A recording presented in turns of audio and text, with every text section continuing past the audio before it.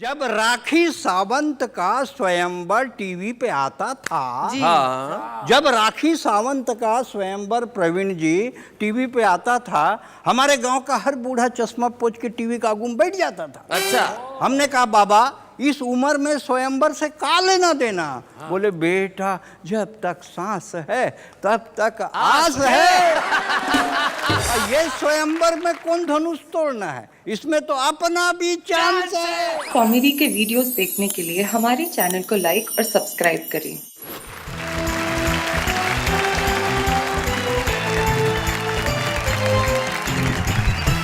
क्या बात है। राजेंद्र मालवीय, आलसी जी, सुरेंद्र दुबे जी, प्रवीण शुक्ल जी, बड़े अच्छे हमारे मित्र हैं। तीनों हमारे बीच में बैठे हैं और बड़े ही खूबसूरत। हाँ प्रवीण जी, ये कहना चाहता हूँ कि आज तीन हास्य कवि एक साथ हैं, माहौल रंगीन है, वातावरण संगीन है। जी जी। लेकिन दो कोट वालों के साथ दुबे जी कुर्ते में है, ये क्या सीन है? मैंने जानबूझ के इनको ये कुर्ता पहनवाया है क्योंकि एक बार मैंने इन्हें ब्लैक सूट पहनवाया था तो पता ही नहीं चला कि सूट कहाँ खत्म हुआ, आदमी कहाँ शुरू हो गया। शैलेश जी इसे कोयला मत समझो जी। कोयले का भाव होता है। हाँ। कोयला धधक जाए तो अलाव होता है और कोयला अपने पे आ जाए तो मध्यावधि चुनाव होता है। आज आपको पता चल गया होगा कि यहाँ कितने धमाके होने वाले हैं, कितने ठहाके होने वाले हैं और आज आप तालियां बजाते बजाते थक जाएंगे। तो चलिए मैं सबसे पहले उन्हें बुला लेता हूँ जिनके बाद में आने की कोई गारंटी नहीं है। आलसी आदमी है। हाँ। आए ना आए, मैं उस महान प्रातः स्मरणीय महान आलसी को बुलाना चाहता हूँ जिनका नाम है राजेंद्र मालवीय आलसी। आइए।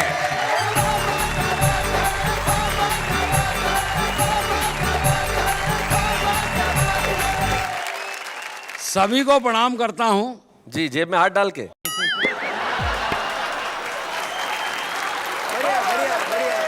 आप सब में और मुझ में फर्क ये है कि आप सब कल्पना भी करते हैं, मैं आलसी आदमी हूं, मैं कल्पना ही करता हूं। क्या बात है भाई, क्या वाह वाह वाह वाह। बहुत बढ़िया। मैं तो रेलवे में नौकरी करता हूं। वो तो आलस से ही पता चलता है और कोई विभाग आपके लिए हो भी नहीं सकता था। बताइए साहब, हमारी रेल यहाँ से वहाँ पहुँचा देती है, साहब बोल रहे हैं, बोलो हो ही नहीं सकता। हाँ पहुंचा देती है रेल से। मैं तो एक बार आया इटारसी, एक कार्यक्रम में मुझे याद है, जिस रेल से आया और 7 बजे की ट्रेन 7 बजे पहुंच गई और लोग माला लेके तैयार, पहली बार टाइम पे आई है। गार्ड के पास पहुंचे, गार्ड ने कहा माफ करो, शर्मिंदा मत करो, ये तो कल की थी जो आज आई है। 24 घंटे बाद। मैं तो रेलवे में नौकरी करता, रिजर्वेशन काउंटर पे बैठता हूँ, एक 100 साल का आइटम आया। बोले 7 सितंबर 2017 मेरा रिजर्वेशन कर दो। अच्छा। मैंने कहा काका कहाँ जाओगे? बोले शादी की गोल्डन जुबली है, हरिद्वार जाना है। और मैंने कहा 17 तक टिके रहोगे? और बोले टिके रहे तो ठीक, नहीं तो हरिद्वार तो जाना ही है। वाह वाह राजेंद्र, वाह क्या बात है भाई, क्या गए गुरु। इसलिए अपन कह देते हैं कि अपन विश्व के सबसे बड़े आलसी हैं और काम के नाम पर कुछ करते ही नहीं हैं। यहाँ तो अपन आ भी गए, कई जगह जा ही नहीं पाते। बहुत अच्छे। अभी क्या हुआ शैलेश जी, हमारे गांव में अंतरराष्ट्रीय आलसी अधिवेशन हुआ था। अच्छा। तो दुनिया भर के आलसियों ने उसमें भाग लिया, अपन गए ही नहीं। राजन वाह। तो भाई साहब किसी ने शिकवा किया ना गिला, पहला पुरस्कार अपने को ही मिला। समिति ने सोच समझ के निर्णय लिया, पुरस्कार घर ही पहुंचा दिया। तो जो लोग हमें पुरस्कार देने आए वो हमसे बोले कि साहब आप आलसियों पर कुछ बोलें। अच्छा। अपन ने पूरी ताकत लगाकर अपने होंठ खोले और बड़ी मुश्किल से ये बोले, भाड़ में जाए यार, कौन बोले। वाह वाह वाह वाह वाह। बड़ा अजीब मामला निकल कर क्या आता शैलेश जी। अब आप तो बार बार मेरे को फोन कर करके बोले वो राजेंद्र मालवीय आ गए। कहा, मैंने कहा आ गया। बोलो खाने में क्या भिजवाएं? मैंने कहा 2 लीटर दूध भिजवा दो। बोले दूध क्यों? मैंने कहा क्या है कि उसको चबाना नहीं पड़ता। बहुत अच्छे यार कौन चबाए? एक बार तो नाई की दुकान पर गया दुबे जी, हाँ अपनी आदत के हिसाब से बैठ गया। मैंने कहा यार तू दाढ़ी बना दे। नाई बोला साहब सर तो ऊपर करो। मैंने कहा तू बाल ही काट दे। अलग अलग तरह की बात है। एक बार फांसी हो गई। किसको? तुमको? कल्पना में। जज साहब बोले मालवी जी जाते जाते कोई आखिरी शौक फरमाएंगे? मैंने कहा यस सर, कुंभ के मेले में नहाएंगे। क्या बात है, क्या बात है वाह। जज साहब बोले यार कुंभ का मेला तो 12 साल के बाद आएगा, इसलिए आपकी फरमाइश हमको बहुत खलती है। मैंने कहा आराम से आने दो, अपने को भी कौन सी जल्दी है। बढ़िया बढ़िया। एक बार तबीयत गड़बड़ हो गई ओहो, सपने में। सपने में? मेरा जो कुछ भी होता सपने में ही होता। आलसी? तबीयत गड़बड़ हो गई सपने में। डॉक्टर के पास गया, डॉक्टर ने नाड़ी वाड़ी टटोली। बोले कोई ज़्यादा घबराने की बात नहीं है, थोड़ी सी काली मिर्च, थोड़ी सी लौंग, थोड़ी सी अजवान, थोड़ी सी तुलसी की पत्ती, इसको रात भर पानी में भिगाओ, दिन भर सुखाओ, दूसरे दिन चूरन बनाओ, तीसरे दिन खाली पेट खाओ, चौथे दिन ठीक हो जाओगे बच्चा। मैंने कहा वैद्य जी इतना काम करने से तो मर जाना ही अच्छा।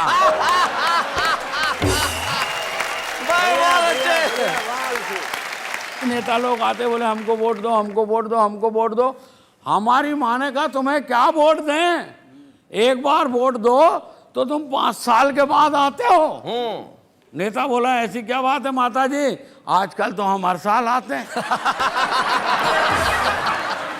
बोले इधर सरकार गिरी और हम हाजिर। कोई समस्या हो तो बताओ। हमारे माने का कोई समस्या नहीं है, मेरा बेटा है आलसी है, पेड़ पे चढ़ा है नीचे नहीं उतर रहा है, उसको उतार के ले जाओ। आओ सैले जी मेरे पास आए, बोले तू नीचे उतर।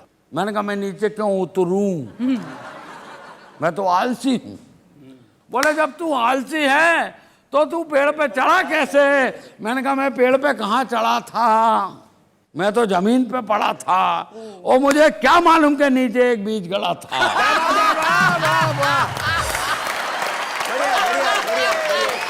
बढ़िया। पूरे देश के लोग अखबार पढ़ते हैं, सुनते हैं, समझते हैं। अखबार में एक समाचार आया, आपराधिक मानसिकता के नेता अब चुनाव नहीं लड़ सकेंगे। तो 2 नेता बैठ के आपस में बात कर रहे थे, यार क्या जमाना आ गया है, अब शरीफ आदमी चुनाव लड़ेंगे। क्या बात है, वाह वाह वाह वाह, बहुत अच्छे। तो दूसरा नेता बोला तू क्यों घबराता है, शरीफ आदमी सिर्फ चुनाव लड़ेंगे, जीतेंगे थोड़ी। क्या बात है, वाह वाह वाह वाह, सही बहुत बात अच्छे। है। चुनाव हारकर वापस घर जाएंगे रोते रोते। अरे बेवकूफ, अगर आजादी के बाद केवल शरीफ आदमी ही चुनाव जीतते तो आज देश के हालात ऐसे नहीं होते। क्या बात है, वाह वाह वाह वाह, बहुत बढ़िया।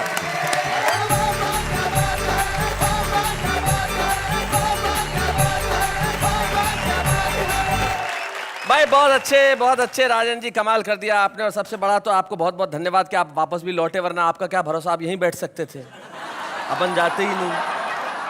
आप बात कर रहे थे कि शरीफ आदमी इलेक्शन लड़ते तो देश के हालात ऐसे नहीं होते जी। तब मुझे एक कवि हैं तेज नारायण बेचैन, उनकी 4 पंक्तियां याद आ रही थी। वो कहते हैं कि मंच जब से अर्थदायक हो गए, अर्थदायक यानी जहां पैसा मिलता है, कि मंच जब से अर्थदायक हो गए हैं, तोतले भी गीत गायक हो गए हैं, और राजनैतिक मूल्य कुछ इस कदर गिरे कि जेब कतरे भी विधायक हो गए। क्या बात है शैलेश, वाह वाह। लेकिन आपने जो हमारे बीच में और उदासी के बीच में जो दीवार है उसे गिराया और इस कदर हंसाया कि आपके लिए सिर्फ एक ही बात के वाह वाह क्या बात है। राजन मालवीय जी, आपने तो भले आलस में कमाल कर दिया, लेकिन कुछ लोग होते हैं वो अलग ढंग से कमाल करते हैं। पिछले कुछ वर्षों में हिंदी कवि सम्मेलनों की एक बेहद मजबूत कड़ी होकर उभरे हैं प्रवीण शुक्ल। प्रवीण शुक्ल एक ऐसे युवा रचनाकार का नाम है जिसकी कविता में गहराई भी है, जिसकी कविता में सच्चाई भी है, जिसकी कविता में व्यंग की पकड़ भी है और कलम की अकड़ भी है। प्रवीण शुक्ल आ रहे हैं हमारे बीच।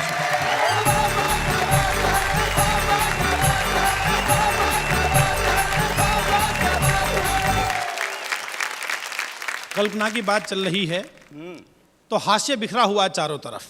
जी आजकल तो सीडी का ज़माना आ गया, उससे पहले एक बार वीडियो कैसेट लाइब्रेरियां खुली थी और समय आजकल किसी के पास नहीं है। आदमी कम समय में ज़्यादा काम करना चाहता है, इसलिए लोग अधूरे वाक्य बोलते हैं। मुझे याद आता उस समय एक चला गया वीडियो कैसेट लाइब्रेरी में। जी बोले भाई साहब माँ है क्या?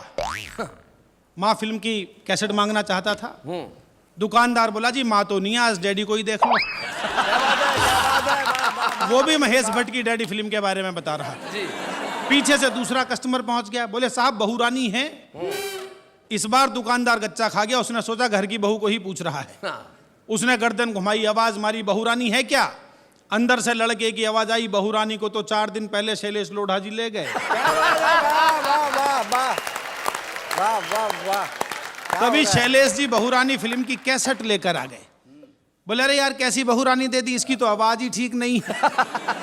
दुकानदार बोला कोई बात नहीं, बहू रानी को यहीं रख दो, पड़ोसन ले जाओ, बिल्कुल नई आई है। मैं एक छोटी व्यंग कविता आपको सुनाता हूँ। अभी पिछले दिनों दिल्ली में एक स्थान से गुजर रहा था, मैंने देखा 2 मजदूर काम पर लगे हुए थे। एक गड्ढा खोदने का काम कर रहा था, दूसरा उसे भरने का काम कर रहा था। मैंने कहा भैया ये क्या कर रहे हो? तो एक मजदूर नहीं बताया। बोले साहब काम पर 3 लोग लगाए गए थे, एक को गड्ढा खोदना था, दूसरे को पौधा लगाना था, तीसरे को मिट्टी भरनी थी, दूसरा आया नहीं है, हम अपना काम कर रहे हैं।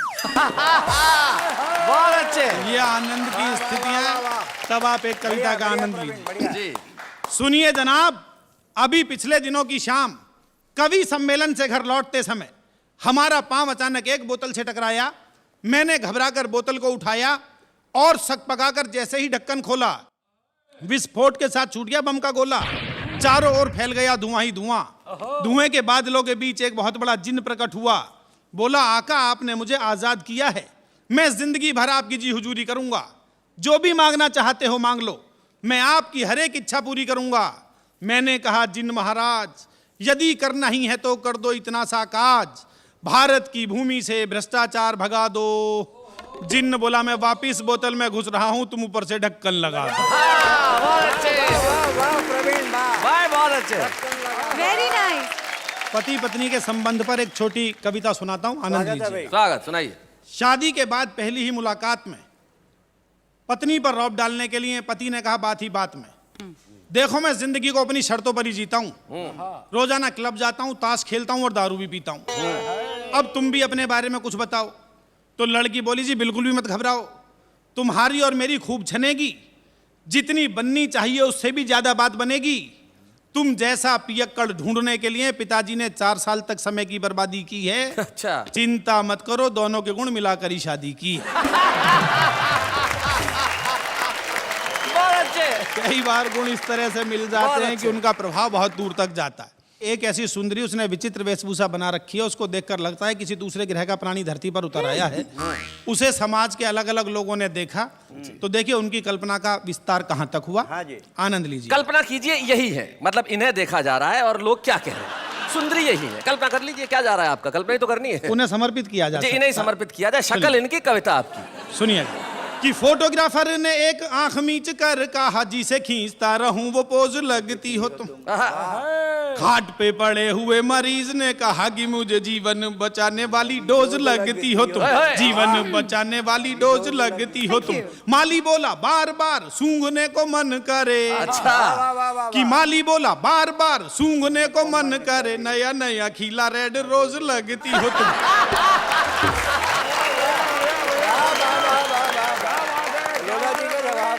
सुंदरी आगे बढ़ी और उसे एक शायर ने देखा कि शायर ने कहा क्यों ना तुम पे गजल कहूँ शायरी का, मुझको शबाब लगती हो तुम।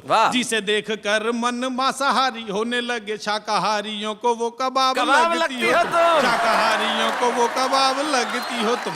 और अगली पंक्ति शैलेश भाई को समर्पित करता हूँ, जो बड़े कवि हैं, बड़े एंकर हैं।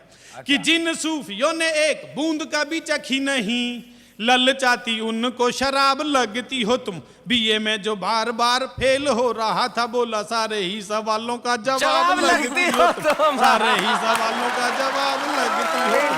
सारे ही सवालों का जवाब लगती हो।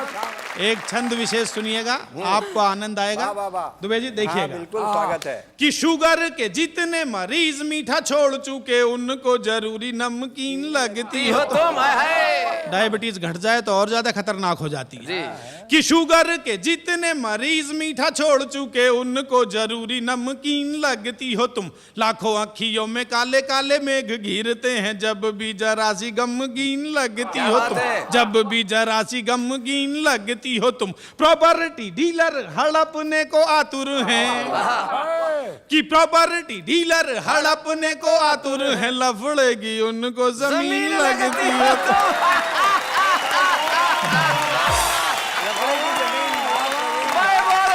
और अगली पंक्ति में समर्पित नहीं कर रहा हूं, आप स्वयं समझ जाएंगे मैंने किसे समर्पित की है। अच्छा। कि प्रॉपर्टी डीलर हड़पने को आतुर हैं, लफड़े की उनको जमीन लगती हो तुम। खाट जिनकी खड़ी हुई है कई बरसों से, ऐसे खूसटों को भी हसीन लगती हो तुम। ऐसे खूसटों को भी हसीन लगती हो तुम। ऐसे खूसटों को भी हसीन। अच्छे।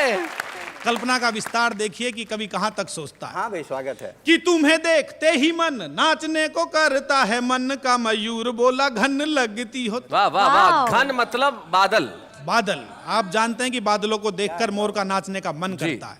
कि तुम्हें देखते ही मन नाचने को करता है, मन का मयूर बोला घन लगती हो तुम। जिसके समीप आके शीतलता मिलती है, सर्पों को चंदन का वन लगती हो तुम।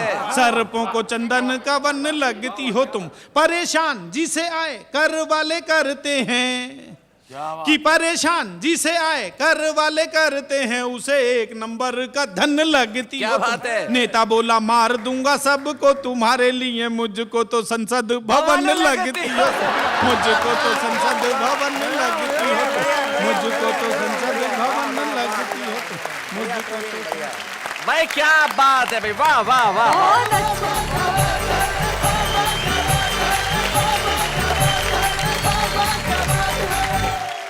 क्या कहूँ मैं, मुझे एक बात का बड़ा दुख होता है। किस बात का? कि इस शो को एंकर कर रही हो? कल्पना कभी सच क्यों नहीं हो सकती? कल्पनाएं सच हो सकती हैं, होना चाहती भी हैं, लेकिन दिक्कत हो जाती है। क्या? जैसे राजेंद्र मालवीय ने एक बार रात को सपना देखा कि इसको प्रवीण शुक्ल और सुरेंद्र दुबे ने बहुत बुरी तरह पीटा, बुरी तरह पीटा, इतना मारा कि सुबह उठते ही सबसे पहले अपने बैंक गया और बैंक वालों को कहा मेरा अकाउंट बंद कर दो। बोले क्यों भाई, अकाउंट क्यों बंद करते? बोले आपका जब बैंक का नाम लिखा हुआ है वहां नीचे टैगलाइन है, हम आपके सपनों को हकीकत में बदलते हैं। तो अगर सपने हकीकत में इस तरह तब्दील हो जाए तो कोई नहीं चाहेगा कि कल्पना हकीकत बने। लेकिन क्या करें साहब, हम भी चाहते हैं कि हमारी कल्पना हकीकत हो जाए। हम तो चाहते हैं कि डीजल सस्ता हो जाए, पेट्रोल सस्ता हो जाए, देश में चारों तरफ खुशियां हो, लेकिन ये हकीकत कहाँ हो पाती है साहब। लेकिन कुछ लोग ऐसे होते हैं जो जिंदगी में सिर्फ एक काम करते हैं कि लोगों की जिंदगी में रंग भर सके। हमारे बीच में एक ऐसा ही कवि, एक ऐसा ही रचनाकार है जिन्होंने जीवन का सिर्फ एक ही बीड़ा उठाया है कि मैं अपनी कविताओं से भी, अपनी शक्ल से भी सबको हंसाऊंगा। डॉक्टर सुरेंद्र दुबे।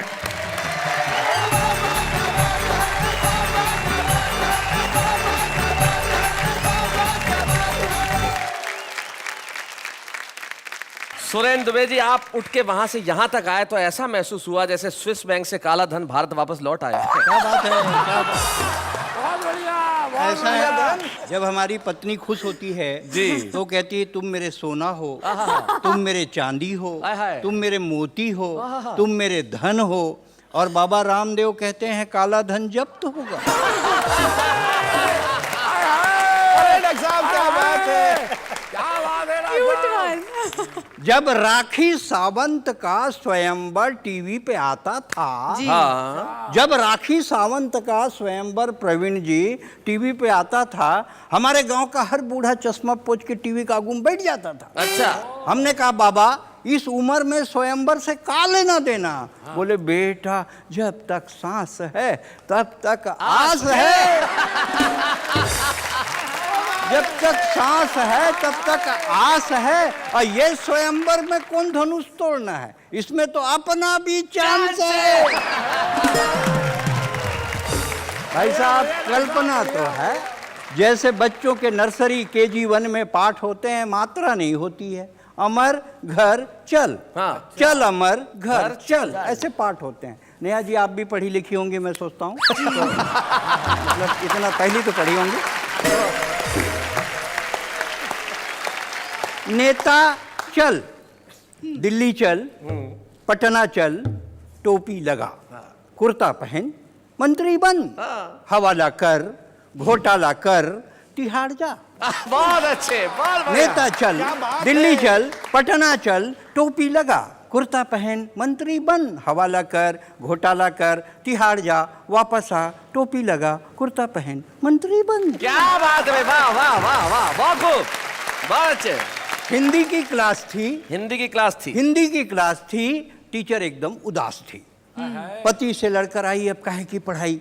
बच्चों ने कहा टीचर पढ़ाओ, टीचर पढ़ाओ। टीचर ने कहा दिमाग मत खाओ, कल गाय पे निबंध लिखवाया था, जाओ पति पर निबंध लिख कर लाओ। अच्छा। बच्चों ने लिखा, पति एक दयनीय पालतू प्राणी है। पति एक दयनीय पालतू प्राणी है जिसे हम मनुष्य भी कह सकते हैं। शादी के पहले पति सामान्यतः मनुष्य ही होता है। पति की 2 आंखें होती हैं जिनसे वो अल्टरनेट देखता है। जी। पति के प्रकार, हिंदुस्तान में पति के 2 प्रकार पाए जाते हैं। अच्छा। एक जोरू का गुलाम, शैलेश जी, जी। एक जोरू का गुलाम,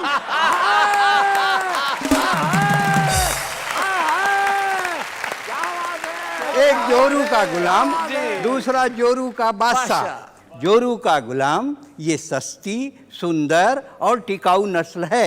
ये बहुतायत मात्रा में पाई जाती है। जोरू का बादशाह ये प्रजाति धीरे धीरे लुप्त हो रही है। क्या कहने हैं। जितने लोग बैठे हैं दिन में एक डायलॉग 20 बार बोलते हैं, टाइम नहीं है। पूरा हिंदुस्तान कहता है टाइम नहीं है, और हमारी आबादी 121 करोड़ हो गई। टाइम नहीं है तो इतनी, तो टाइम मिल जाए तो कितनी।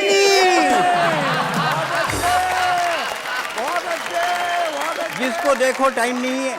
अच्छा, आजकल क्या है, रहे सहे में टाइम नहीं है। व्यापारी के पास परिवार के लिए टाइम नहीं है, नेता के पास सरकार के लिए टाइम नहीं है, पुलिस के पास रक्षा के लिए, और टाइम नहीं है शिक्षक के पास शिक्षा के लिए। क्या बात है, टाइम वाह नहीं वाह है। वाह वाह वाह वाह। टाइम नहीं है, टाइम नहीं है। भाई साहब, आप जिंदगी भर बोलिए टाइम नहीं है, लेकिन अगर कोई बेबस औरत सड़क पर इज्जत बजाने के लिए गुहार लगाए, कोई अंधा सड़क पार करने के लिए लाठी थमाए, कोई विदेशी सरहद पार करके हिंदुस्तान में घुस जाए, और कोई बंबई में आतंक मचाए, कभी मत कहिएगा टाइम नहीं है। क्या बात टाइम है, नहीं वाह है, वाह वाह, टाइम नहीं है। बहुत बढ़िया।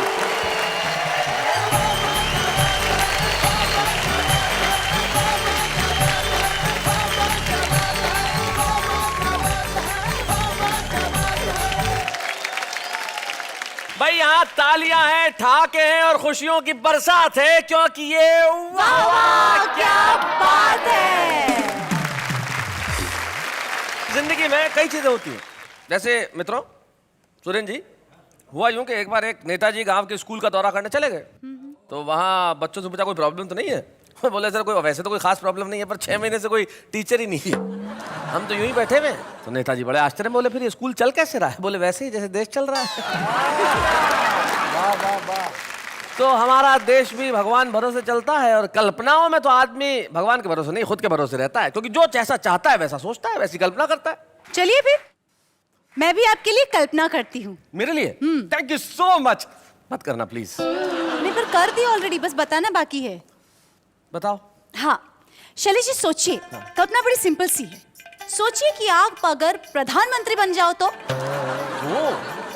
तो मैं 3 दिन में गरीबी मिटा दूंगा, सारी चीजों के दाम आधे कर दूंगा, और जितनी भी एजुकेशन है सब फ्री, और जितने लोगों को काम नहीं सबको नौकरी पे लगा दूंगा। 1 मिनट, आप ये सब करेंगे कैसे? वैसे ही जैसे कल्पना में तुमने प्रधानमंत्री बनाया, कल्पना में ये भी कर लूंगा। लेकिन हम दोनों यहाँ पे अपनी कल्पनाओं का बखान करने के लिए नहीं खड़े भाई, दूसरे लोगों को भी उनकी कल्पना का मौका देना चाहिए कि नहीं देना चाहिए? तो जरा देखते हैं दूसरे लोग कैसी कल्पना करते हैं। हाँ हाँ, अचार के बिना फीके हैं पराठे, खा ले बेटा खा ले, वरना बीबी दिखाएगी कराटे। दादी जब चिल्लाती है तो बड़े बड़े आंसुओं के साथ रोती हूँ, पर उन्हें क्या पता ओवर एक्टिंग में तो उनकी ही होती हूँ। हर तरफ पढ़ाई का साया है, किताबों में सुख किसने पाया है? हम तो जाते हैं कॉलेज लड़कियां ताड़ने, प्रोफेसर कहता है इतनी बारिश में लड़का पढ़ने आया है।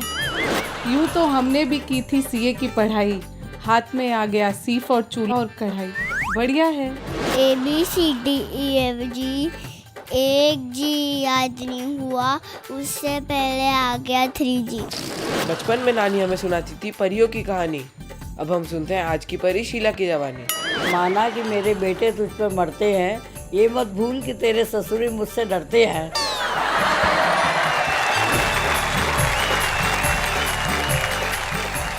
तो ये थी आम आदमी की भाषा, जो अलंकारों में नहीं पड़ता, जो लफ्जों की बनावट में नहीं उलझता, जैसा सोचता है वैसा कहता है। तो भाई आम आदमी के लिए एक बार जोरदार तालियां। क्या बात, बढ़िया बढ़िया बढ़िया, वाह वाह वाह वाह वाह। शैलेश जी, वहाँ से भी कोई कुछ कहना चाहता है? कौन? सर मैं भी एक आम इंसान हूँ, मैं अपनी एक कविता सुनाना चाहता हूँ। ओहो, आम इंसान का कुछ नाम है? विपिन हीरो। ओहो, पर मैं अपनी कविता गाकर सुनाना चाहता हूँ। वो तो सब ठीक है, पर आम इंसान हीरो? वैसे असली हीरो तो इस देश का आम इंसान ही है। तो आइए हम इस देश के असली हीरो से कविता सुने। आइए भाई विपिन हीरो, आइए जरा।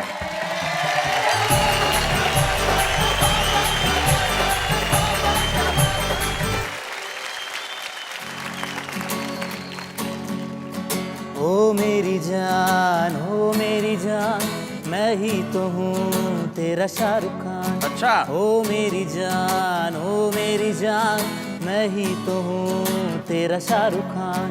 क्या हुआ जो है मेरी एक चाय की दुकान, नुक्कड़ पे है मेरा छोटा सा मकान। जिंदगी भर तुझको खुश मैं रखूंगा, देता हूँ अपनी जुबान। ओ मेरी जान, मैं ही तो हूँ तेरा शाहरुख खान।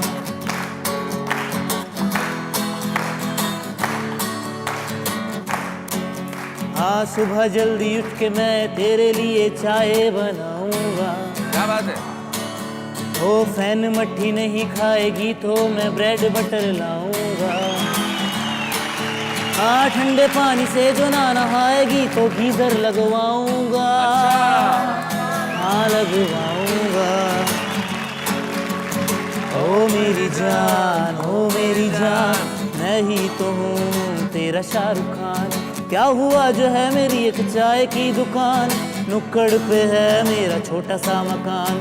जिंदगी भर तुझको खुश मैं रखूंगा, देता हूँ अपनी जुबान। हाय हाय,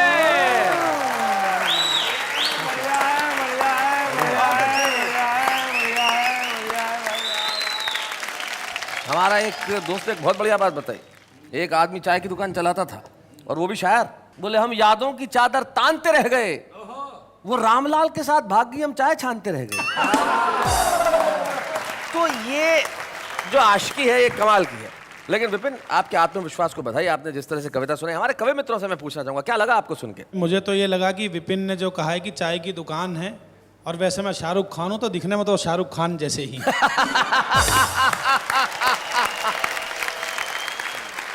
thank you so much Vipin, आपने यहाँ आके सबसे पहले तो मैं आपको बधाई देना चाहूँगा। ज़िंदगी के अंदर जो ये लोग जो हैं वो बड़े इनहिबिशंस रखते हैं, और जैसे हिंदी में कहा जाए तो पूर्वाग्रह रखते हैं। आपने सारे पूर्वाग्रहों से मुक्त होकर ये कहा कि सर मुझे कविता सुनानी है। कविता के लिए भाव, कविता के लिए आदर, कविता के लिए अनुराग, आपके लिए सिर्फ तालियां और सिर्फ 4 लफ्ज। वाह वाह, क्या बात है। Thank you so much.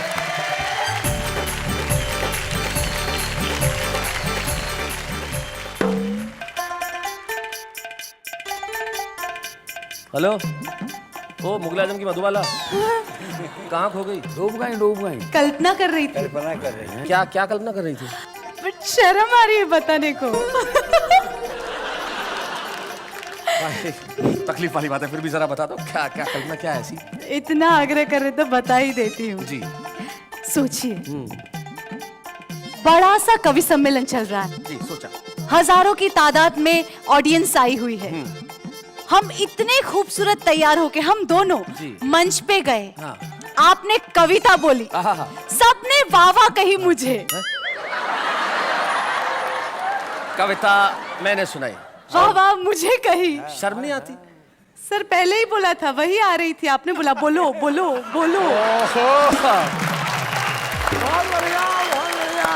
Shailesh ji, मुझे एक बात समझ में नहीं आई कि कल्पना का अंत है कि नहीं। देखिए, कल्पना का अंत तभी होता है जब कल्पना हकीकत में। मैं बताता हूँ शैलेश जी, कल्पना का अंत होता है कल्पना। जैसे तुम किसी के पास खड़ी हो तो जो भाव पास वाले व्यक्ति में उत्पन्न होगा वो कल्पना होगा। मित्रों, सुरेंद्र दुबे एक ऐसे रचनाकार का नाम है जिसने हिंदी कवि सम्मेलनों में सिर्फ अपना बहुत पुख्ता पक्ष ही सामने नहीं रखा, न केवल अपनी कविताओं से दुनिया भर के लोगों को हंसाया। छत्तीसगढ़ प्रदेश में रहते हैं और वहाँ अपनी भाषा में इतना काम किया कि इन्हें भारत सरकार ने पद्मश्री प्रदान किया। हम सुरेंद्र दुबे को सम्मानित करते हैं। तो जिसे देश का इतना बड़ा अलंकरण दिया गया हो पद्मश्री, उसके आगे तो सारे अलंकरण फीके हैं। अच्छा। लेकिन कविता के मंच पे अगर कविता का सम्मान हो तो उसकी बात ही कुछ और होती है। जी, यस। तो वाह वाह क्या बात है, को बड़ी खुशी है कि हम डॉक्टर सुरेंद्र दुबे को आज इस मंच पे सम्मानित करेंगे। हम जोरदार तालियां बजाएंगे डॉक्टर सुरेंद्र दुबे के लिए।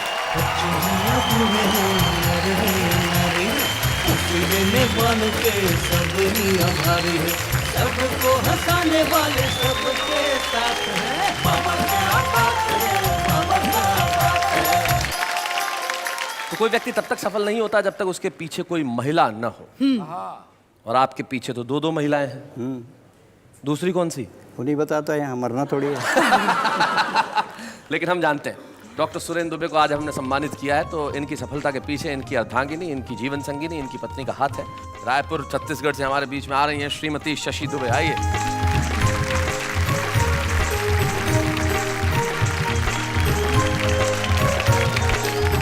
कितने साल हो गए आपकी शादी को? हमारी शादी को 30 साल हो गए। 30 साल हो गए, क्या बात है। कैसे हुई थी शादी, अरेंज मैरिज या लव मैरिज? Love marriage.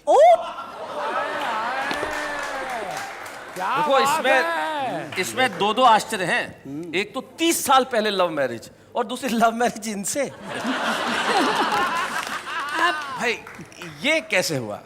दरअसल शैलेश जी, मुझे कविताओं से प्यार था। हाँ। इसलिए दुबे जी से प्यार था। हाय हाय हाय हाय, क्या बात है। तो दुबे जी आपको वाह वाह वाह वाह वाह वाह वाह वाह वाह वाह। लव मैरिज और अरेंज मैरिज में आपको क्या फर्क लगता है? अरेंज मैरिज का मतलब होता है कि आप कहीं जा रहे हों और अचानक आपको सांप काट ले। ओह। किंतु लव मैरिज का मतलब होता है सांप के आगे बीन बजाना और नाचना, ले मुझे काट, ले मुझे काट, ले मुझे काट।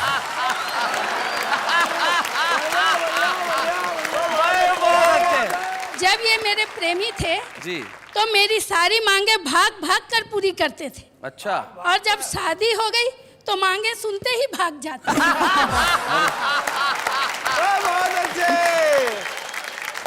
एक बात मैं कह दूं शैलेश जी। जी जी कहिए।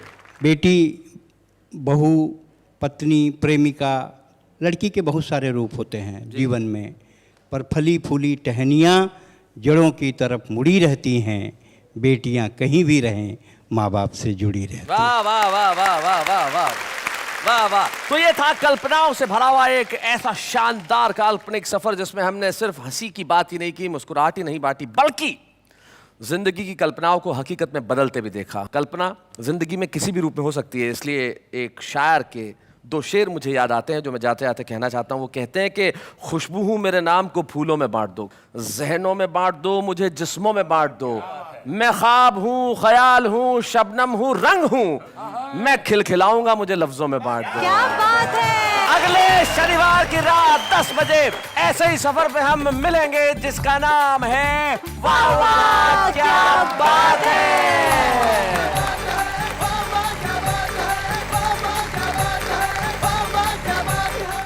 कॉमेडी के वीडियोस देखने के लिए हमारे चैनल को लाइक और सब्सक्राइब करें।